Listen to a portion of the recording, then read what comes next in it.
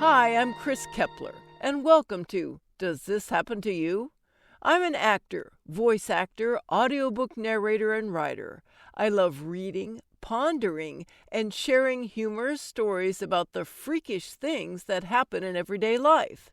That's why this podcast features funny stories from fantastic writers about our daily aberrations, a micro audiobook about life and befuddlement just for you. Our story this week is from Claire Frankie, who you'll find on medium.com. And here is, they broke up after living together for 24 hours. They had been on 2 dates before moving in together. She said he could be her soulmate. She said he could be the love of her life. But after 24 hours of living together, she ended the relationship. I used to work with a woman named Kristen. She was looking for a long-term relationship and was using dating apps. One hideous Monday morning, Kristen came bouncing into the office, giggling and doing that high-pitched, "Hi guys," thing that makes Monday haters like me want to stab her. She said she had some news and gathered our squad. We huddled around with excitement to hear what crazy shit she had done now. "I've met someone!" Kristen exclaimed. "Here we go." "Yay! Who? When? Do you have a picture?" The rest of the squad screeched. She explained that she had met a man on a dating app named Dean. They had been talking online for nearly 3 months. And they went on their first date to a restaurant on Friday night. It went so well, they went out again on Sunday to an amusement park. Then she showed us a picture. And she did that thing where she said it wasn't a good picture and he is much cuter in real life. We've all said that to our friends, Kristen. It's not true, is it? He was a normal, decent-looking guy who apparently worked in IT and owned an apartment. He had a fish or something, and his mother liked to bake pies and blah, blah, blah. I was just about to slide away to my desk and start working/watching reels on my phone when she said it. "I'm moving in with him on Friday." "Excuse me?" The screeching began again. Kristen added, "I think he's my soulmate. I'm falling in love with him already, and I think he's the love of my life. Dean said he feels the same way. We don't want to waste time, so we're doing it. We're moving in together." "And yet you had time to chat online for 3 months. Did you eat any suspicious brownies this weekend? Accidentally slurp down 4 liters of vodka? Are you currently having a stroke?" As the week progressed, Kristen kept us all updated on how she was packing up her belongings and how excited Dean was to get all of Kristen's things moved into his apartment. At the end of the day on Friday, the work gang waved Kristen off with good wishes, flags, and an orchestra. She happily skipped off toward her future. I happily skipped off toward a 2-day break from those fuckers. 3 seconds later, Monday rolled around again. Kristen arrived at work and was not in a good mood.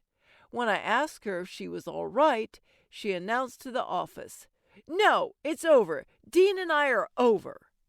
The shrieking from the gulls commenced. "What? What happened?" "I guess we're not doing any work again today." Kristen told us that she moved into Dean's apartment on Friday and moved out again on Saturday. Even I had 20 on it lasting longer than that. Questions started flying in from all directions. Is he married? Has he been to prison? Was he aggressive? Was his apartment actually his mother's basement? Was he a psycho that didn't sleep with a fan on? Did he not like cake? "No, none of that," Kristen replied. She explained that when she got to his apartment on Friday, Dean took her boxes and bags inside and showed her around. It was during this tour that Kristen realized he had a big lizard. Not his penis, an actual pet lizard. I asked. When Kristen told Dean she hated lizards, he got the lizard out of its aquarium and set it on the floor so it could run around the room. Apparently, Kristen screamed until he caught it and put it safely away. Appropriate reaction to a lizard and a penis. After that fiasco, Kristen started unpacking clothes. Alone. When 30 minutes had ticked by, she went to find Dean. He was sitting on the couch, drinking beer and scrolling on his phone. She asked him to help her unpack, and he said, "In a minute." He did not come and help. He sat on his phone all evening. To be fair, nothing beats scrolling. On Saturday, they decided they were going to paint the bedroom. Why start being normal now?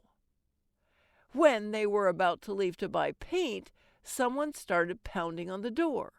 Kristen said a man was shouting, "I know you're in there, Dean." Dean told Kristen to shush and be quiet until the man left.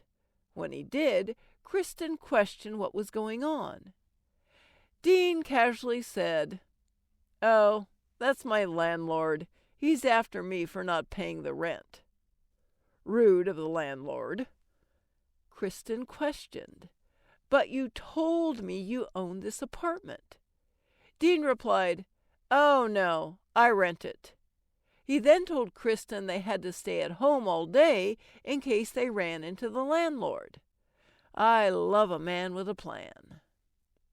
By the time Saturday evening was upon them, Kristen said they had to go out to get food. There was no food in the apartment. No food is literally the worst part of this whole dumpster fire. Dean told her to order pizza because the landlord would probably be gone by now. He added, "Can you order enough for 3?" Kristen asked if someone else was coming over. Dean said, "Yeah, sometimes my ex comes over and sleeps on the sofa, and she's coming tonight." And that was the part in the story where my soul left my body. After what she described as a screaming match, Kristen called her sister and asked her to pick her up. She packed up her clothes and left 2 hours later. She did not speak to Dean again. Kristen is currently engaged to someone who is not Dean. She hasn't moved in with her fiancé yet. No one knows what happened to Dean or the lizard. The lesson learned from this story? Probably don't move in with someone you don't know, unless you're really, really bored. Thanks so much for listening. If you enjoyed this story, let me know and share it with your friends. Follow me at Chris Narrates on Twitter or Chris K. Kepler on Facebook, or check out my website, chriskepler.com.